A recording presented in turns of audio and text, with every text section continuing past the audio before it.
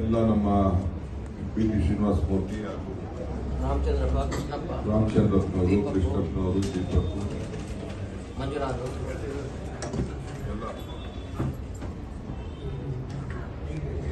ಎಲ್ಲ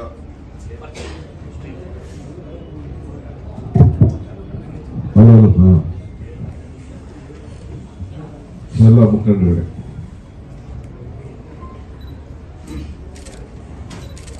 ಎಲೆಕ್ಷನ್ ಬಹಳ ದೂರ ಇದೆ.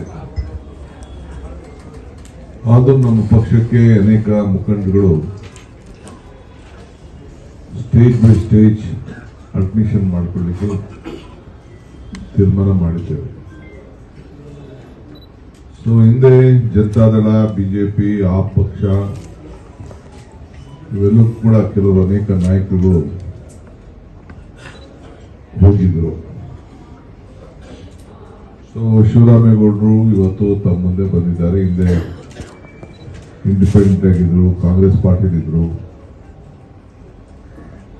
ಸೊ ಜನತಾದಳದಿಂದ ಪಾರ್ಲಿಮೆಂಟ್ ಮೆಂಬರ್ ಆಗಿದ್ರು.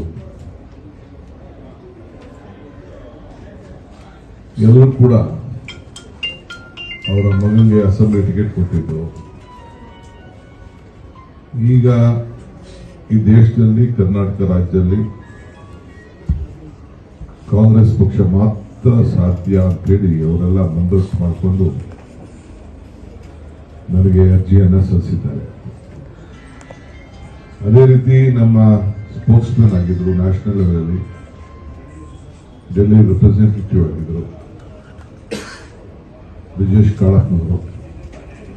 ಅವರು ಆ ಪಕ್ಷಕ್ಕೆ ಹೋಗಿದ್ರು.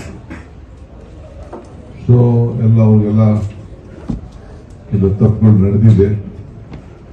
ಮತ್ತೆ ನಾವು ಕಾಂಗ್ರೆಸ್ಸಿಗರಾಗಿ ಗುರುತಿಸ್ಕೊಳ್ಬೇಕು, ಕಾಂಗ್ರೆಸ್ನಲ್ಲಿ ಇರಬೇಕು, ಕಾಂಗ್ರೆಸ್ನ ಸೇವೆ ಮಾಡಬೇಕು, ನಮ್ಮ ಭವಿಷ್ಯಗಳನ್ನು ಕೂಡ ಕಾಂಗ್ರೆಸ್ಸಲ್ಲಿ ರೂಪಿಸ್ಕೊಳ್ಬೇಕು ಅಂತೇಳಿ ತೀರ್ಮಾನ ಮಾಡಿ ಇಲ್ಲಿ ಕೂತಿರುವಂತ ಎಲ್ಲ ಅವರ ಅನುಯಾಯಿಗಳನ್ನ ಸೇರಿಸ್ಕೊಂಡು ಇವತ್ತು ಅವರೆಲ್ಲ ಬಂದಿದ್ದಾರೆ.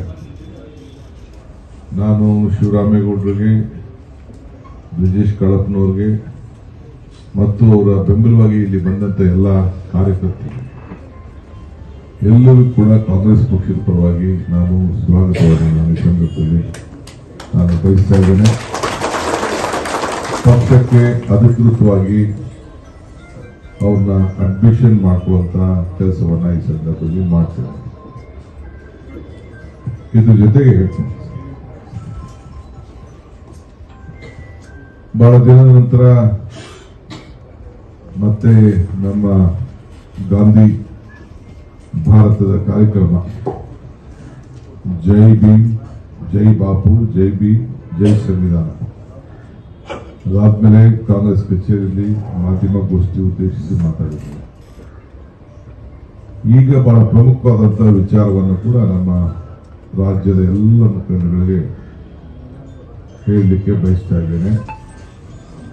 ಸ್ಥಳೀಯ ಸಂಸ್ಥೆಗಳ ಚುನಾವಣೆ, ಲೋಕಲ್ ಬಾಡಿ ಎಲೆಕ್ಷನ್ಗೆ ಈಗ ನಾವು ಸಿದ್ಧತೆಯನ್ನು ನಾವು ಮಾಡ್ಕೋಬೇಕಾಗಿದೆ. ಕೆಲವು ಕೋರ್ಟಲ್ಲೂ ಕೂಡ ನಮಗೆ ನಿರ್ದೇಶನವನ್ನು ಬರುವಂತ ಎಲ್ಲ ಸೂಚನೆಗಳು ನಮಗೆ ಇದೆ.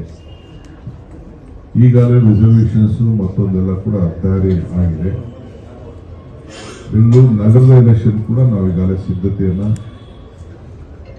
ಈಗಾಗಲೇ ರಿಪೋರ್ಟ್ ಅನ್ನು ಕೂಡ ಅವರು ಸಲ್ಲಿಸಲಿಕ್ಕೆ, ಗ್ರೇಟರ್ ಬ್ಯಾಂಗ್ಳೂರ್ದು ಸಲ್ಲಿಸಲಿಕ್ಕೆ ಈಗೆಲ್ಲ ಸಜ್ಜಾಗಿ ಸಾರ್ವಜನಿಕರ ಅಭಿಪ್ರಾಯವನ್ನು ಕೂಡ ಈಗಾಗಲೇ ನಮ್ಮ ರಿಜ್ವಾನ್ ಅವರ ಅಧ್ಯಕ್ಷತೆಯಲ್ಲಿ ಏನು ನಡೆದಿದೆ ಅನ್ನೋದು ಕೂಡ ಅವರು ಸಬ್ಮಿಟ್ ಮಾಡ್ತಾ ಇದ್ದಾರೆ. ನಾವು ಯಾವತ್ತು ಬೇಕಾದ್ರೂ ಎಲೆಕ್ಷನ್ಸ್ ಡಿಕ್ಲೇರ್ ಆಗ್ಬೋದು. ಸೊ ಅದಕ್ಕೆ ನಾವೆಲ್ಲ ತಯಾರನ್ನ ನಾವು ಮಾಡ್ಕೊಳ್ಬೇಕಾಗ್ತದೆ. ಅದಕ್ಕೆ ನಾನು ಪ್ರತಿ ಒಂದು ರಾಜ್ಯದಲ್ಲಿ ನಮ್ಮ ವರ್ಕಿಂಗ್ ಪ್ರೆಸಿಡೆಂಟ್ ಅವರ ಮುಖಂಡತ್ವದಲ್ಲಿ ನಮ್ಮ ವೈಸ್ ಪ್ರೆಸಿಡೆಂಟ್ಸ್ ಏನಿದ್ದಾರೆ ಅವರು ಸೇರಿಸಿ ಆ ಸಂಬಂಧಪಟ್ಟಂತ ಪ್ರತಿಯೊಂದು ವಿಭಾಗವಾರು ನಮ್ಮ ಲೋಕಲ್ ಬಾಡಿ ಎಲೆಕ್ಷನ್ಸ್ಗೆ, ಜಿಲ್ಲಾ ಪಂಚಾಯತಿ ಇರ್ಬೋದು, ತಾಲೂಕ್ ಪಂಚಾಯತಿ ಇರ್ಬೋದು, ಇಲ್ಲಾಂದ್ರೆ ಕಾರ್ಪೊರೇಷನ್ಸ್ ಇರ್ಬೋದು, ಎಲ್ಲ ಎಲೆಕ್ಷನ್ ಕೂಡ ಒಂದು ಪ್ರತ್ಯೇಕವಾದಂತಹ ಒಂದು ಸಮಿತಿಯನ್ನ ಮಾಡ್ತಾ ಇದ್ದೇನೆ. ಎಲ್ಲೆಲ್ಲಿ ಕೋಆರ್ಡಿನೇಷನ್ಗಳಾಗಬೇಕು ಅವರೆಲ್ಲ ಕೂಡ ಈ ಮಾರ್ಚ್ ಒಳಗಡೆ ಪ್ರವಾಸ ಮಾಡಿ ಈಗ ಇದನ್ನೇ ತಯಾರು ಮಾಡಿಕೊಂಡು ಮಾರ್ಚ್ ಒಳಗಡೆ ಪ್ರಯಾಸ ಮಾಡಿ ಎಲ್ಲೆಲ್ಲಿ ಏನೇನು ನಮ್ಮ ಪಕ್ಷದಲ್ಲಿ ಹೊಂದಾಣಿಕೆಯನ್ನ ಮಾಡಬೇಕು, ಯಾರಿಗೆ ಏನು ಜವಾಬ್ದಾರಿ ಕೊಡಬೇಕು,